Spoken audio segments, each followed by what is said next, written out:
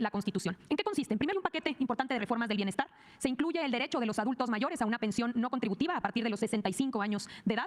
Hay una segunda reforma para proteger a las personas con discapacidad, dándoles el derecho a una pensión universal a menores de 65 años, así como el acceso a habilitación y rehabilitación con preferencia a aquellos menores de 18.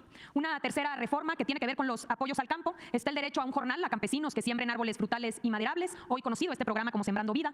El derecho a apoyo a pescadores y campesinos, hoy conocido como el programa Producción para el Bienestar. El derecho a precios de garantía para compraventa de alimentos básicos, el derecho a fertilizantes gratuitos para pequeños productores. Tenemos una reforma adicional para estudiantes de escasos recursos, donde se establece el derecho a becas y a incrementos que se irán dando año con año de manera progresiva. Adelante.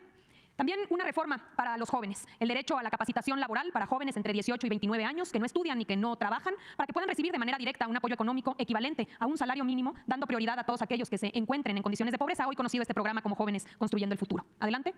Se incluye una reforma importante en materia de pensiones. Se propone revertir el deterioro de las pensiones provocadas con las reformas neoliberales de Ernesto Zedillo de 1997 y de Felipe Calderón para el caso de los trabajadores al servicio del Estado de 2007. Quienes coticen a partir del 97 en el IMSS y de 2007 en el ISSSTE tendrán derecho a que su pensión de retiro por vejez sea igual a su último salario, hasta por el monto equivalente al salario promedio registrado en el Instituto Mexicano del Seguro Social. Y para poder integrar estas pensiones y que puedan irse con su último salario, se crea un fondo de pensiones para el bienestar integrado por un inicio por aportaciones del gobierno federal en una aportación semilla de 64,000 millones de pesos. Adelante. Se integra también una reforma respecto a salarios mínimos y salarios justos. De entrada, el salario mínimo no podrá fijarse por debajo de la inflación, como sucedió muchas veces en el pasado y que provocó el deterioro del salario mínimo llegar a disminuir casi el 70% de su poder adquisitivo. Y también una reforma adicional. Esta es una reforma para maestras, maestros de educación pública del nivel básico de tiempo completo, para policías, para guardias nacionales, para integrantes de las Fuerzas Armadas, para médicas, médicos, enfermeras, enfermeros, para que se establezca un salario mínimo mensual que no podrá ser inferior al promedio establecido en el Instituto Mexicano del Seguro Social y así dignificar esta labor. Adelante.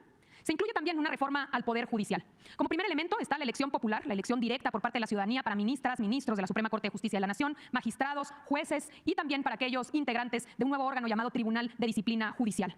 Se reducen el número de ministros de 11 a 9, se desaparecen las dos salas y se sesionará en pleno. Hay una sustitución también del actual Consejo de la Judicatura Federal que no opera la correcta y esta se sustituye, por un lado, por un órgano de administración judicial y por un tribunal de disciplina judicial que tendrá independencia de la Suprema Corte de Justicia de la Nación. Se prohíbe otorgar las suspensiones contra leyes con efectos generales, algo que ya ha sido recurrente, no nada más en el caso de los ministros, sino también en el caso de jueces y magistrados. Se establecen plazos máximos para poder resolver, en el caso de asuntos fiscales 6 meses y en el caso de asuntos penales máximo 1 año, y de extenderse este plazo tendrá que justificarse por parte de los juzgadores. Una renovación de todos los cargos que estará sucediendo en caso de aprobarse esta reforma a través de una elección extraordinaria celebrada en 2025, es decir, el próximo año. Adelante. También se incluye una reforma electoral. La reforma electoral elimina tanto diputados como senadores plurinominales, pasa de 500 a 300 diputados, de 128 a 64 senadores. Todos ellos serán electos por mayoría relativa para garantizar el arraigo territorial. Y también se limitan el número de diputados locales en las entidades federativas, se establecen mínimos y máximos de diputados. Hoy sabemos que hay varias entidades federativas con un número muy alto de diputados. Una reducción de regidores y concejales, solo podrá haber una sindicatura por municipio y hasta 9 regidores por concejales. Y también la renovación de autoridades electorales. El Instituto Nacional de Elecciones y Consultas, el INEC, sustituye al INE y absorbe las funciones de los llamados OPLES o organismos locales. Lo mismo que el Tribunal Electoral del Poder Judicial, donde se incluyen aquí las funciones hoy competencia de los tribunales electorales locales para que haya una sola autoridad, que es finalmente la que hoy está resolviendo prácticamente el total de los asuntos impugnados. Adelante. Hay una reducción de consejeros electorales, se reduce de 11 a 7 los integrantes y su periodo se disminuye de 9 a 6 años y se establece que deben ser electos de manera directa. También en el caso del Tribunal Electoral, el periodo de los magistrados se reduce de 9 a 6 y se establece que los magistrados que integran el tribunal, así como los que integran el Consejo Electoral, deben ser electos de manera directa. También se incluye la reducción de financiamiento tanto para partidos políticos como en el caso de las campañas electorales a la mitad y se establece el derecho cada 3 años para poder crear un nuevo partido político. Finalmente, algo fundamental es que en el caso de las consultas como de la revocación de mandato, que estas se harán en las elecciones tanto intermedias como las elecciones a presidencia, se baja el umbral necesario para que estas consultas y esta revocación sean vinculantes, sean obligatorias. Antes la ley establecía 40%, hoy se establece una reducción al 30%. Adelante. Se incluye también una reforma para proteger a la Guardia Nacional, la adscripción operativa y administrativa de la Guardia Nacional a la Secretaría de la Defensa Nacional y su reconocimiento como parte de las Fuerzas Armadas Permanentes. Van a coadyuvar en las investigaciones de los delitos bajo el mando y conducción del Ministerio Público o de la Fiscalía. Esto para efectos de proteger esta institución y que no suceda lo que ya vimos sucedió con la Policía Federal. Por el otro lado, se incorporan en el catálogo de delitos que ameritan prisión preventiva, por un lado, delitos fiscales, estamos hablando de las ya hoy conocidas famosas factureras. También se incorpora el delito de extorsión, la producción, distribución y enajenación de sustancias tóxicas, precursores químicos y drogas sintéticas no autorizadas legalmente, como es el caso del uso ilícito del fentanilo, y se prohíbe la producción, distribución y comercialización de los cigarrillos electrónicos, mejor conocidos como vapeadores. Adelante. Hay un paquete importante de protección al medio ambiente. Por un lado, el reconocimiento del maíz como un alimento básico y elemento de identidad nacional y la prohibición expresa en la Constitución genéticamente modificado o maíz transgénico. En el caso del agua, el reconocimiento y la preferencia de acceso al agua para consumo humano y uso doméstico y la prohibición expresa de concesiones en zonas con escasez y sequía. En el caso de la minería y de los hidrocarburos, la prohibición de concesiones para la minería a cielo abierto, así como la prohibición expresa del llamado fracking o fracturamiento hidráulico para extracción de hidrocarburos. Adelante.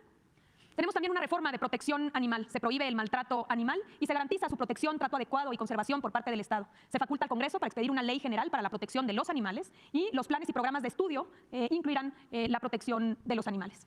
Adelante. En materia de salud, si bien ya había habido una reforma, se incorpora en la Constitución que el Estado garantizará la atención médica integral, universal y gratuita. Y expresamente se establece que incluye estudios médicos, intervenciones quirúrgicas y los medicamentos gratuitos necesarios para poder garantizar este derecho. Adelante.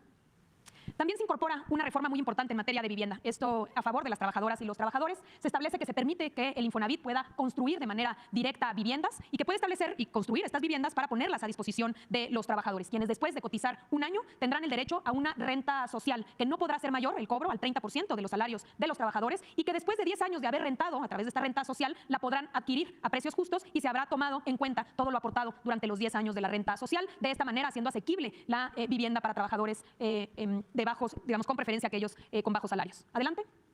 También se incluye una reforma de pueblos indígenas y afromexicanos, el reconocimiento de los pueblos y las comunidades indígenas y afromexicanas a la libre determinación, al desarrollo de sus sistemas normativos, a elegir a sus autoridades y representantes tradicionales, a la consulta libre, previa e informada, así como a su patrimonio cultural, medicina tradicional, lenguas y modelos educativos. Adelante. Parte del paquete se establece y se reconoce por primera vez en la Constitución el principio de austeridad republicana y la expedición de una ley general aplicable a todos los poderes de la Unión y a todas las autoridades del Estado mexicano. Se prohíbe la adquisición y la contratación de gastos innecesarios. Las autoridades federales y locales deben eliminar entes públicos que dupliquen funciones. Se reafirma que nadie puede ganar más que el presidente de la República. Si bien ya había habido una reforma, como sabemos, ha habido diferentes interpretaciones. Por eso se aclara muy bien desde la Constitución cuál es el monto tope al cual pueden acceder los funcionarios, nunca más que el salario hoy percibido por el presidente de la República. También se prohíben los seguros de vida privados y gastos superfluos. Adelante.